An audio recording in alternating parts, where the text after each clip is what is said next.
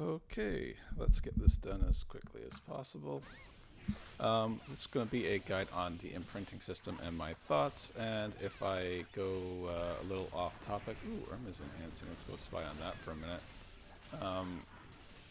Blue Q is going to be here to bring me back to reality from rambling so I can get done in time for field boss. Oh, Renovi's CP looks lower.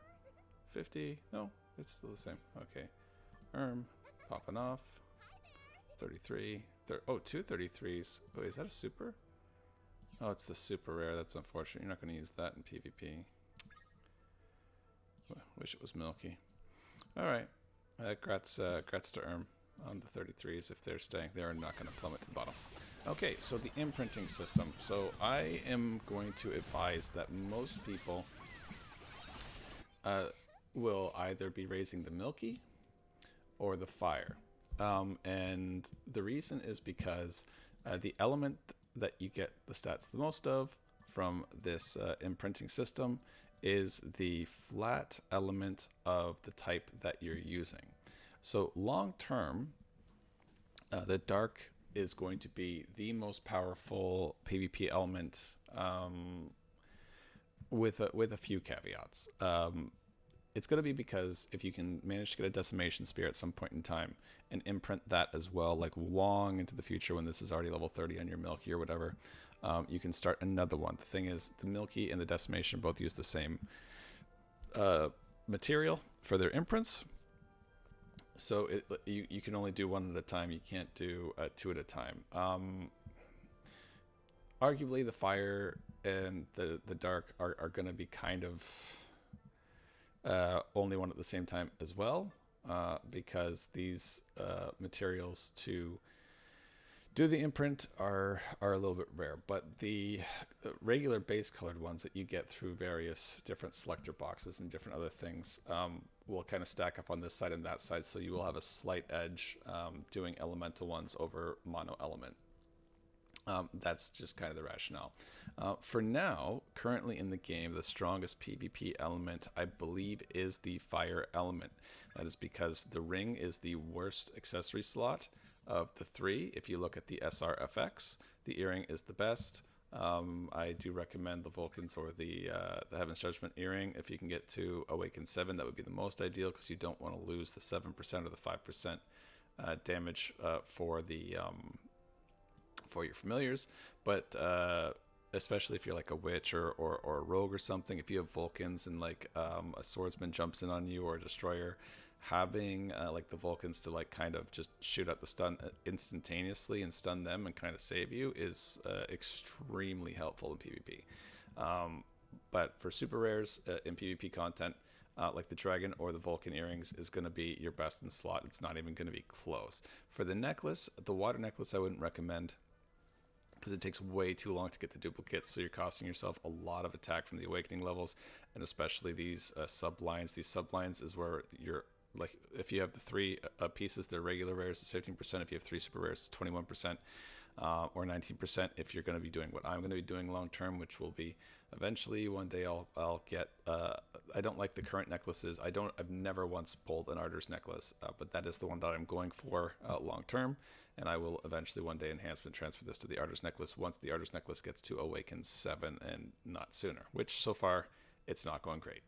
The fire ring gives up to 15% fire attack, making this insanely powerful, because we have currently these Raz cores. The Raz cores give a huge amount of fire attack, and you should really put them on everything in your PvP deck, because this gem right here gives 292 attack, which sadly isn't even as much as the attack you get on the spade. So having the Joker slot, if you're not putting the Raz core, it's kind of like a nerf to not have an extra spade slot here, but to have a Joker slot, which is kind of absurd.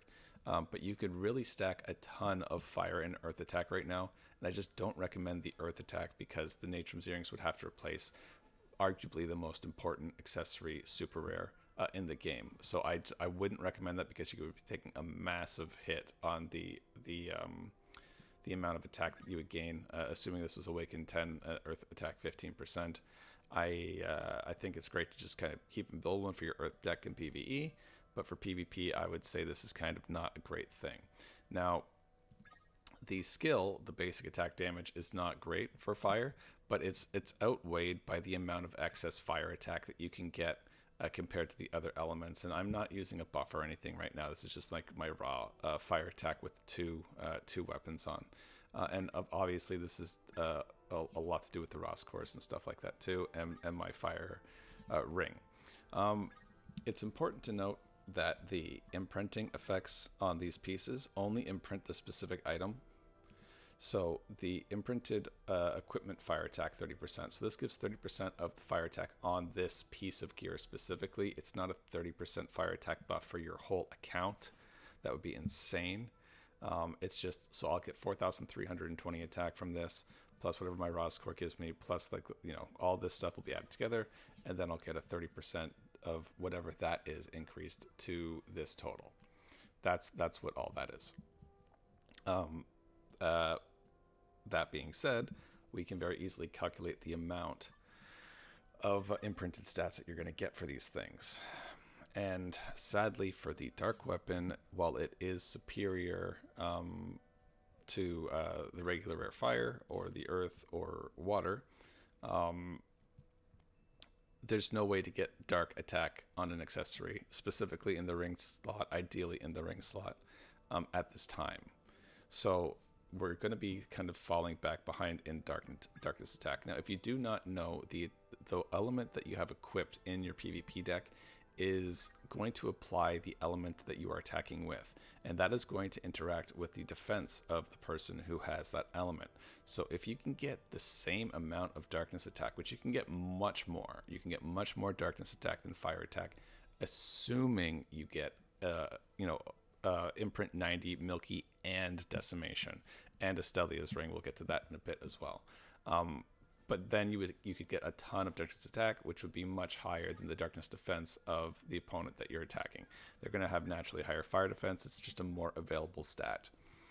But currently in the game, it's so easy to stack fire attack, and people's accounts are not at a point where you can really get a tremendously large amount of fire defense. And like I do obviously have a much stronger account than most people.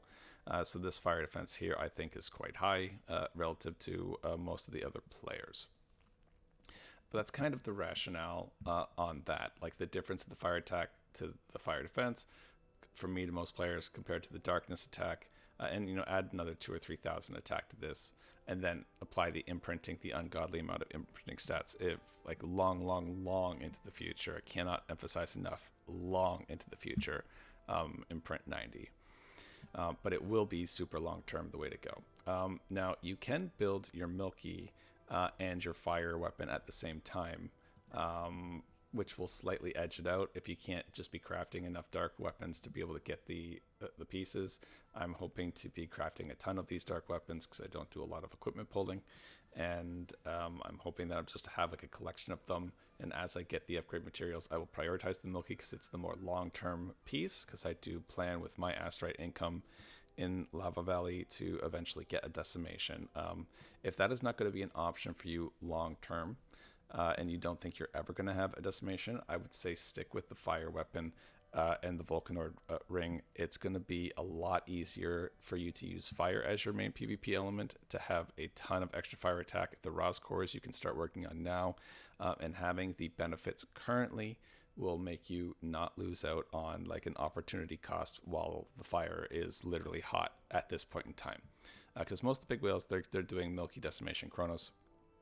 The Chronos increases the attack and skill casting speed to a point that most people feel that it's worth sacrificing the 30% basic skill damage that you would get from like the Earth Spear, plus the stats are slightly naturally higher on the Chronos than the Earth Spear, but I don't think many people will be imprinting their Chronos as opposed to their dark weapons, because the dark will be the active weapon that's out, so it'd be kind of a waste of the stones to imprint the Chronos weapon, because very few to no people are going to be running light as their main PvP element. That being said, I really don't want to make this video too long, so let's go into like the more basic details about the imprinting system. You're going to want to use only 4 stars to power this up. Um, the rates are here. You'll always get if you do the 4 star, you'll always get the 3, 4, or 5 option. If you're really lucky, you'll get the 5, but you'll generally get the 3 for the most part of the time. And if you're super lucky, you'll get one of these, and that would be great. So this is going up 3 levels at a time, 4 levels at a time, or 5 levels at a time, and the max is 90. And keep in mind, you do need 90 of these, 45 of these stones, or combination of this and the wild one, and the XP and the varnishes, the gold, to get the piece to 6-star to do the imprint. If you don't have the resources, don't bother saving tons of stuff and clocking up your inventory. You should be pretty pinpoint focused on, okay, I will be going this element for PvP. If it's going to be earth, if earth is going to be your thing, or if water is going to be your thing, do that. Judge your own account for yourself. I personally think the water necklace is kind of a trap compared to some of the other things, like the Arter's necklace. Like I said, long term, I think is going to be everybody's best in slot necklace, unless some other amazingly defensive piece comes out. I think it's going to be Arter's necklace if I could ever frigging get one.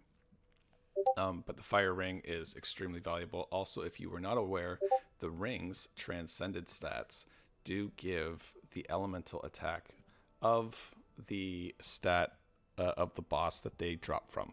So like this gives fire attack, which is a very great pairing for a ring that naturally has fire attack % up on it. So this is going to be giving basically as much or more stats than a super rare of the same type, because the super rare gives about 2,800 or so, I think, something like that. So maybe it's still less, but it's pretty fantastic what this can do. Again, keeping in mind you got the Ros cores that you can be putting on there. And as you can see, this one here, which drops from Gigante, it imprints water attack flat as well, which will be the best thing to pull on that. So for weapons, I say you should select either the fire or the milky. Those are the kind of too long didn't watch. For the accessories, you should probably focus your ring for your imprints of your accessories. For your armor pieces, the subset you're going to gain is going to be based off of the bottom thing here. So this one is giving accuracy. Oh, because it's the helmet. So you have 2 accuracy and then HP for the main stat. The main stat here is defense, and crit resist is the sub. So if you want to stat crit resist, then I would suggest doing this. Now the % increase, as like you should know, this isn't crit resist rate up. It's not accuracy rate up. This is a % increase of the flat value stat that's on the piece of equipment. So just keep that in mind. I personally think I'll probably going for the chest piece or the gloves, maybe the gloves for the DPS. It's just I kind of want to get like the PvP damage reduction armor and like go for that, or perhaps I'll stick with the HP and I will, because I'm going to be working on this Immortal Helm slowly over time. I got an extra dupe so I can trigger the packs when I awaken it, and if I just have like a very good month or lucrative month, then maybe I'll consider getting one once I have like an Awaken 3 or so remove. But this is just kind of like long-term goals for me. I don't like the accuracy substat on the helmet. Personally, I think that's kind of a dead stat when you're always capped in level. I think I will much rather prefer the crit resist. So I'm thinking the best pieces to go long term for everybody will be the chest piece, whichever one they decide to go with, which for me that's going to be the Asterite Shot PvP armor, the fire ring, or the ring of the element that is going to be your PvP element. So if you are running a decimation and a milky, and you're using dark as your PvP element, then you're going to want the Stellia's ring for this, which also has a skill that is a dark attack skill as well. Keep in mind the element of the familiars that you're using as well. One of the things that makes fire so strong is all of the best familiars right now are fire. That's not going to be true forever, but it's very true right now. And then either the fire or the milky for the weapons. So Fire Milky, I would say, are a close tie right now. Milky is a slight long-term edge because once you finish the Milky, you can work on a second dark one. You're not going to work on a second fire one. The Fire Ring, I think, is the best, and tied with the Stelia's super rare ring. If you haven't awakened a 7 Stelia's ring, maybe consider working on that and doing the Milky and just going for the super, super, super long game. You really, if you just focus on one, eventually you'll start working on the other one. And it's almost like you have this like one dark weapon that you can get up twice as many times. So it's kind of really like, I am leaning towards a dark myself, but like a fire, I think in the short term, I think I'll just try and do both for now, because this is like a fantastic PvE weapon as well. And then the PvP armor, and those are going to be the ones that I kind of recommend going forward. I don't think the necklace or the earrings are worth doing at all until long after you have your ring finished. The stats that they give are just not great, but I would recommend probably the earring over the necklace, because it's going to give you an element defense of the element of your choosing. So if you are using these earrings, which is what I'm going to be probably doing, you can stack darkness defense, which is going to be great against the long-term future meta of the people that are going to be running double dark weapons. The necklace, now this is not fair for me to say because mine is enhancement 40. That's not going to be the truth for most people, but this just gives kind of lackluster stats. At 30, 30, 30, like 1080 attack is 1080 is what you get for one level of enhancement in the 40 range. It caps out at 1080. That is the most attack you can get per level, and eventually you are risking 1080 attack to gain 1080 attack every enhancement. The accuracy and the crit, these stats I'm not a big fan of personally, because they're so heavily weighted based on level. So as long as you have a consistently high level advantage against your opponents, or if you're on even footing, these kind of are fairly easy to nullify with an opposing build. Like I'm going to be going high crit resist, so I'm just not worried about anybody who's investing in the crit stat. So those are my rationales for the imprinting system. If you have any questions, please post them down below in the comments, and I will try to get to every single one of them.